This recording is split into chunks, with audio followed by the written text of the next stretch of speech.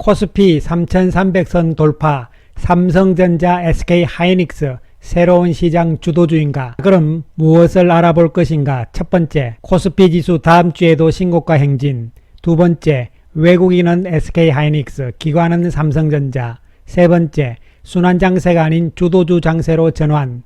네 번째, 2분기 실적 시즌 돌입. 주도주는 주천의 주식시황 시간입니다. 안녕하세요, 주천입니다. 전일 미국 시장은 바이든 대통령의 인프라 투자한 합의로 인해 가지고 다우지수는 0.95% 크게 오르는 모습, 나스닥 0.69% 상승세를 보이면서 나스닥은 신고가 행진을 이어가고 있습니다. 인프라 투자 합의로 인해 가지고 미국 시장에서도 금융, 에너지, 통신 등이 올랐고 특히 에너지 쪽이 올랐죠. 바이든 대통령이 공화당과 민주당 의원들과의 회동 이후 9,530억 달러 규모의 인프라 투자에 합의했다고 발표를 한 것이 미국 시장을 끌어올리는 역할을 한 것이죠. 파월 의장이 뒤에서 밀고 앞에서는 바이든이 끌어당기고 이런 상황이라고 볼 수가 있겠습니다. 한편 우리 시장은 코스피 지수는 3300선을 넘어서는 모습, 반면에 코스닥 지수는 약보합으로 마감이 되었습니다. 코스피 시장도 상승 종목이 많은 모습, 그리고 코스닥 역시 상승 종목이 많은 모습이죠. 코스닥 지수 측면에서는 셀트리온 헬스케어와 셀트리온 제약이 마지막에 급락하는 상황이 나오면서 지수가 하락하는 모습이 나왔을 뿐이죠. 셀트리온 그룹주에 대해서는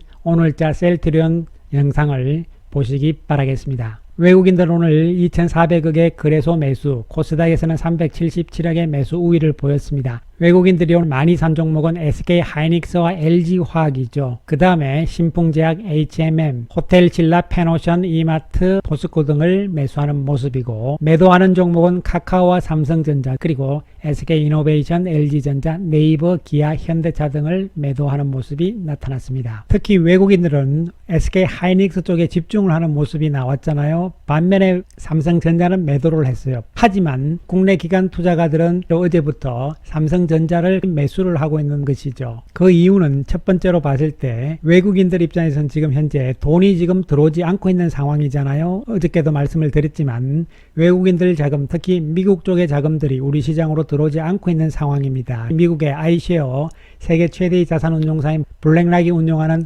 아이쉐어 MSCI 코리아 ETF 쪽에 돈이 안 들어오고 있는 상황이죠. 그 외에 ETF 쪽에서는 조금 들어온 상황입니다. 따라서 그 자리란 이야기입니다. 그 이야기는 새로운 자금들이 우리 시장에 아직은 들어오지 않고 있는 상황이기 때문에 외국인들 입장에서는 지금 삼성전자와 SK하이닉스 두 개 다 땡기기에는 자금력이 부족하다는 이야기죠. 이런 측면에서 SK하이닉스로 가고 있고, 국내 기관 투자가들은 삼성전자가 그동안 못 올랐다는 측면이잖아요. 그리고 실적 측면에서도 SK하이닉스보다는 삼성전자다, 이런 인식으로서 국내 기관들은 삼성전자를 매수하고 있는 모습으로 해석을 할 수가 있겠습니다. 순환장세의 연장선상에서 아직까지는 볼 수밖에 없는 상황이다. 이번 한 주 외국인들은 거래소 시장에서는 4천억 매도 우위, 코스닥 시장에서도 2,700억 매도 우위를 보이는 모습입니다. 외국인들이 이번 주 많이 산 종목은 LG화학과 SK이노베이션이죠.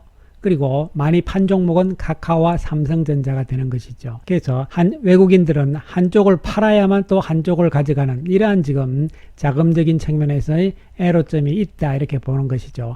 그렇다면 외국인들이 언제쯤 들어올 것인가, 이 부분이잖아요. 자, 요 위에 그림은 5월 26일이고 밑에 그림은 6월 23일 기준입니다. MSCI 국가별 펄을 나타내는 그림이 되겠는데요. 뭐 복잡하게 다 보실 필요 없고, 먼저 미국과 캐나다 부분을 보시면은 5월 26일 날 미국의 퍼가 21.4잖아요. 그런데 6월 23일 기준으로 했을 때는 21.8이 됩니다. 즉 퍼의 수치가 높아졌다는 것은 무슨 이야기입니까, 여러분? 퍼라는 것은 주가 나누기 이익이잖아요. 그러니까 분자인 P, 주가가 올라가게 되면은 이 퍼의 숫자가 올라가는 것이죠. 따라서 5월 26일에 비해서 미국 시장이 올랐다는 이야기가 되는 것이죠. 그리고 우리나라를 포함한 아시아 태평양, 즉 다시 말씀드리면 선진국 시장과 그리고 이머징 시장에 대한 비교다, 이렇게 보시면 되는 것이죠. 우리나라 시장 같은 경우에 5월 26일 날 퍼가 11.5였는데 6월 23일 날은 11.6이니까 별로 안 올랐다는 이야기죠. 선진국에 비해서. 그리고 자세히 이렇게 보시면 선진국 쪽에 유럽도 주가가 올라서 퍼가 높아지는 상황들이 나오는 것이죠.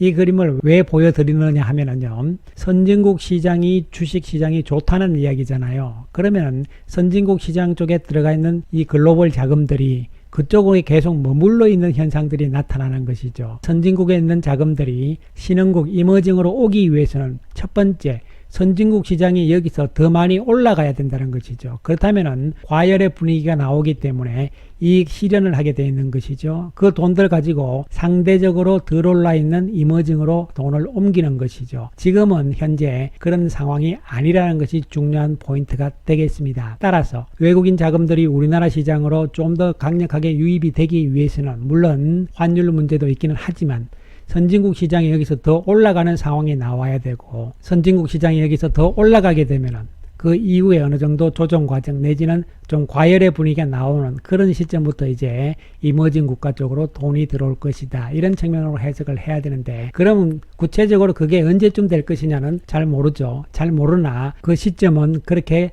멀지는 않았다는 측면에서 접근을 할 수가 있겠습니다. 따라서 우리가 퍼에 따라서 글로벌 자금들의 움직임들이 선진국과 이머징 국가로 어떻게 옮겨 나가느냐, 이런 과정들에 대해서 한번 살펴본 것이죠. 자, 그리고 이제 다음 주부터 해서 7월 달로 넘어감으로 인해서 본격적인 2분기 실적 시즌, 어닝 시즌이 되잖아요. 물론 2분기 실적에 대해서 주가가 어느 정도 반영이 되어 있다고는 치지만, 그러나 또 실적 발표 전후에서 어닝 스프라이즈니 아니면은 어닝 쇼크니 뭐 이렇게 해서 또 움직임이 나올 수가 있는 부분이잖아요. 중요한 것은 이 그림을 보시면은 1분기의 실적에 비해서 영업이익 측면이 2분기에는 감소를 하는 것이죠. 그러나 3분기에는 또 크게 올라가는 상황들이 나온다는 부분이죠. 그런데 전체적으로 코스피 200 종목의 영업이익이 2분기에는 줄어드는 상황이 1분기보다 줄어드는 상황이 나옴에도 불구하고 실적이 좋아지는, 1분기보다 좋아지는 이러한 쪽이 기대를 할 수 있는 것이죠. 최근 들어서 영업이익 추정치들의 변화율을 살펴보게 되면은 철강, 반도체, 운송, 제약, 바이오, IT, 하드웨어 쪽이 이익 추정치들이 올라가는 모습들이 나타나고 있고, 반대로 이쪽은 좀 이익 전망치들이 최근에 낮아지고 있는 상황이죠. 따라서 이런 부분들도 다음 주 7월 달로 가면서 본격적인 실적 시즌에서 중요한 어떤 변수가 될 수 있을 것으로 파악을 할 수가 있겠습니다. 복잡한 이야기들은 뭐 다 사실은 필요가 없는 것이고요. 간단히 정리를 해드리면은 성장주와 경기주, 정상화주 이 양쪽 가운데서 주도주 맥락은 어느 쪽이냐, 이런 부분이 중요한 부분이잖아요. 큰 아웃라인에서는 성장주 맥락이긴 합니다. 그러나 중요한 것은 이제 실적들이 성장주 쪽에서도 실적이 나쁘면 탈락되는 것이죠. 그리고 경기 관련주라든가 정상화주 쪽에서도 2분기에도 3분기 전망도 실적이 좋아지는 종목군들 중심으로 해서 종목이 이제 압축되는 것이죠. 선별되면서 옥석이 구분된다는 이야기가 되는 것이죠. 이러면서 이제 주도주 맥락군들이 형성이 될 수가 있을 것이다, 이렇게 보이는데, 이 성장주 쪽의 실적들이 더욱더 좋을 것이란 측면이죠. 카카오와 네이버가 조정을 받는 상황에서 반도체 쪽에 삼성전자, SK 하이닉스 이렇게 움직임이 나오고 있고, 자동차도 마찬가지, 바이오 쪽도 반등을 계속적으로 해나가면서 순환을 돌리고, 오늘은 2차전지 쪽에서 LG화학이 또 움직이는 상황, 이러면서 지금 주도주를 만들어 나가는 모색 과정들이 나타나고 있는 상황이라고 보시면 되는 것이죠. 특히 이번 주 외국인들이 많이 산 종목 가운데서 LG화학을 살펴보게 되면은 바닥에서 지루하고 답답한 모습이었지만 이제 서서히 저점을 높이는 상황들이 나타나고 있습니다. 물론 거래량 증가가 좀 더 나와야만 탄력적인 움직임이 나타날 것으로 예상이 됩니다. 이번 주 외국인들이 하루 빼놓고는 계속적인 매수 우위였잖아요. 2차전지 부분 에서의 실적이 기대가 되는 부분들이 있는 상황이죠. 이에 따라서 분사 이전에 추가적인 상승 가능성은 엿볼 수 있는 부분으로 해석을 할 수 있겠습니다. 또한 이번 주 많이 산 SK 하이닉스, 이 외국인들이 삼성전자는 팔면서 SK 하이닉스를 사잖아요. 갭 상승을 하는 모습이 나타납니다. 추세적으로는 완만하게 상승적으로 갈 가능성 쪽에 초점을 맞출 필요성이 있다고 말씀을 드리겠습니다. SK 하이닉스 역시 이번 주 외국인들이 수요일, 목요일, 금요일 연 3일 매수 우위고, 기관들도 같은 움직임들이 나타나고 있는 상황이죠. 한편 삼성전자의 움직임을 살펴보게 되면은 오늘 십자 모양을 보여줍니다. 외국인들이 576억의 매도를 보이는 상황이었지만 밀리지 않는 모습을 보여주었죠. 이제는 바닥을 치고 올라가는 과정 중에 하나인데, 문제는 이제 속도가 어떻게 나오느냐, 이런 부분을 생각을 해야 될 것으로 보이죠.